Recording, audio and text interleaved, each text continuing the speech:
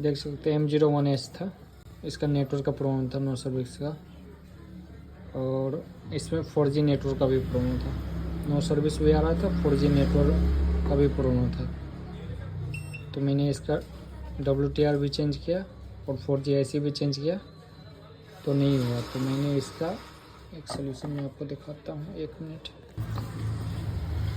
ये देख सकते हैं मैंने इसमें यहाँ से लेके यहाँ तक इसका कैपेसिटर से इसमें 3.7 वोल्टेज आता है जो यहाँ पर सप्लाई होकर आता है, लेकिन इसमें नहीं आ रहा था। तो मैंने इसका जैक जंपर किया तो ये सप्लाई हो गया और इसके बाद 4G नेटवर्क हमारा ओके हो गया।